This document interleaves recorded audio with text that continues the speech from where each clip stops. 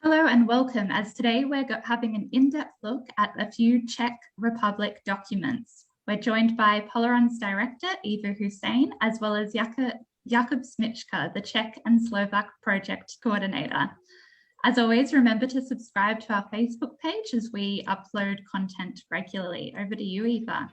Thank you so much, Stephanie, and welcome, Jakub. Hi, Eva. Good to see you again. I know, it's really good to speak to you as well.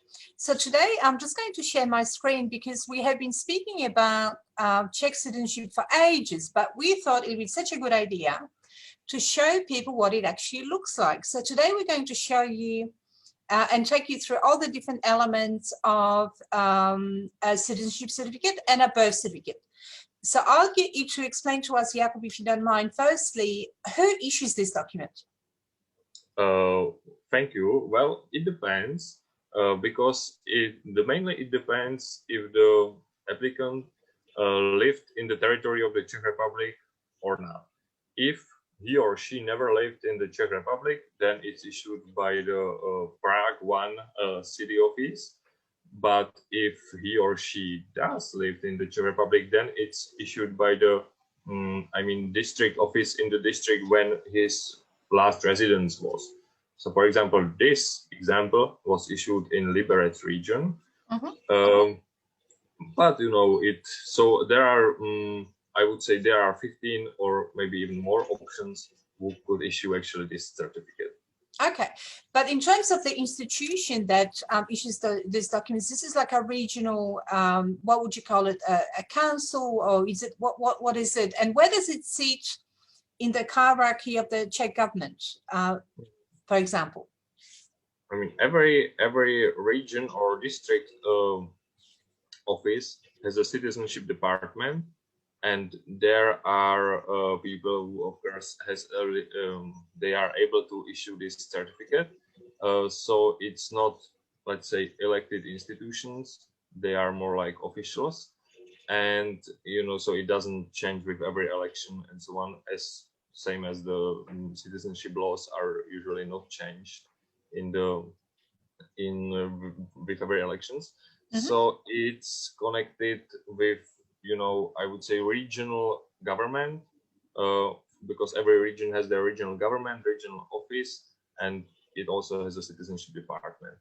Okay, so forgive my very, very bad Czech pronunciation, but here where it says Krajský úřad kraje, that's the official government authority. Yeah, that's regional office of the Liberec region. Okay, and Jakub, take us through all the different elements. So we blocked out, obviously names of people that this document is for, but the person that this document is for is from Australia, and it was issued in 2021, so this year. Could you just step by step take us through all the different elements of this document? What does it say? Because it does refer to the laws that apply to this particular case. Please go for it. Okay, so I will go from up. It's the name Czech Republic, and the name of the institution who issued this, which is the Citizenship Department of the regional office.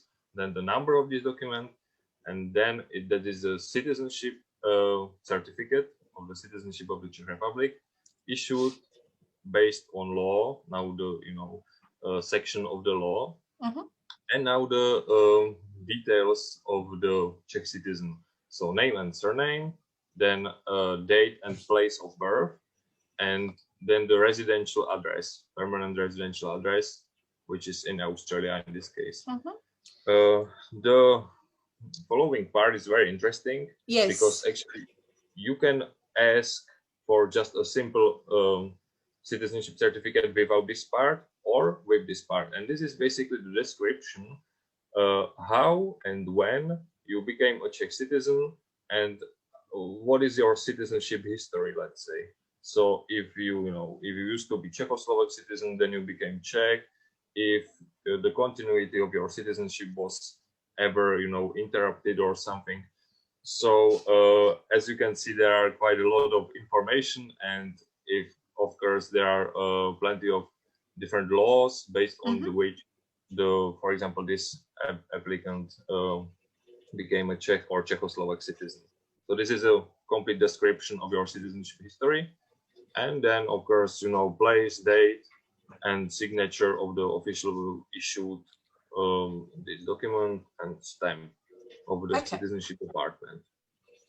Right. So the middle part, which has got a lot of kind of fine print, talks about the different laws that might apply to this person's circumstances in terms of how they became a citizen.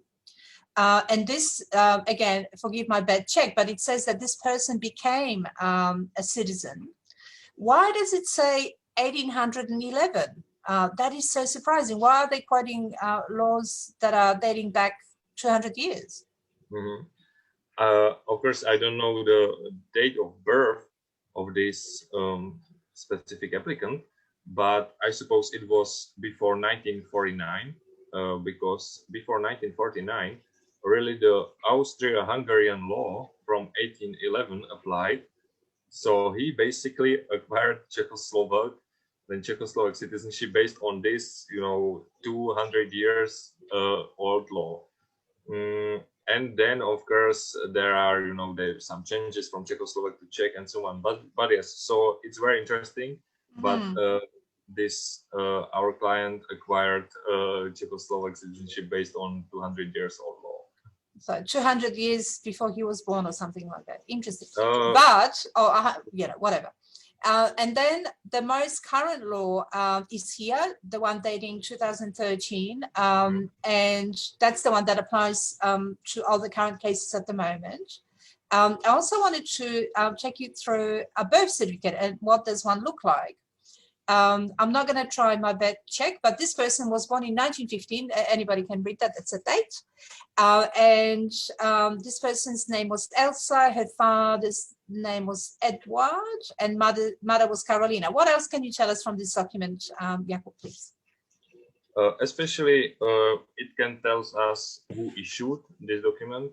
In this case, it was again the same institution. It was this municipality office Prague 1, which actually issue birth certificates for all Prague, and also for people of Jewish origin from all around the Republic in Jewish registry books. So this lady was not born in Prague, but her birth is in Jewish registry books, so it was issued by Prague. She was born in the first information is the place of birth, which is a town called Horažďovice here.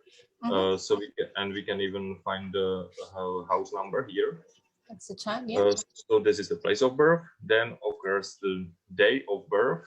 The next information is the Czech identification number. It is not stated here because it was only issued to children born after 49. So, and she probably didn't live in the Czech Republic anymore that time, so she actually didn't have any Czech identification number. The other information is sex. This is actually in English, so it's male or female. Right, they put it in English on Czech documents. Yeah, interesting. I don't know why, but yes, because it would be Jules in yeah. in Czech, so it's for international probably. So it's for email and for male or female, and yes. So then the name or names, we can see that she only had one name, and that was Elsa, and then the surname, and now the information about the parents. There is a name, surname, or maiden name in case of women, and also the place and date of birth of the parents. We can see here that they were not able to find it out, so unknown. And again, the Czech personal identification number, which they didn't have.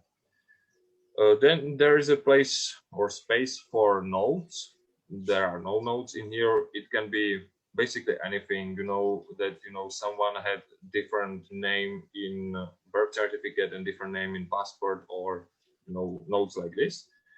And then again, the information about the issuing institution. So it was issued in Prague in date this year. Now then the number of the document and the name and signature of the official who signed it and the stamp. So all the necessary information. So it's amazing what a simple document can tell you.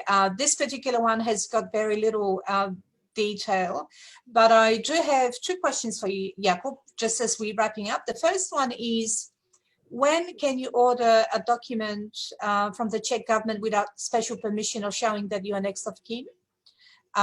Given that this person was born in 1915, I'm assuming that you can. And the second one is about multilingual birth and marriage certificates. Could you shed some light on that for us? Yeah, very good question. Thank you for that. So in the Czech law, there is a legal, time period, which is 100 years for birth certificate, 75 years for marriage certificate, and 30 years for death certificates. And if less than 100 years passed, then you need to prove a kinship to this person if you want to apply for this birth certificate. But if more than 100 years passed, then basically anyone can ask or apply for this birth certificate. This is of course because of the Privacy, data, personal data protection, privacy laws. Actually, my opinion is that the 100 years is still, I was going to ask. So many people live over 100. Yeah, so it's also possible that these people are still living, because 100 years a few hundred people at least live more than 100 years old in the Czech Republic. But yes, this is how the law is written. So it's 100 years. And after that, I can apply for this birth certificate, even though I am not part of the family, or at least I don't need to prove this. But before that, you need to prove that. And your second question was about the multilingual birth certificate or any vital records.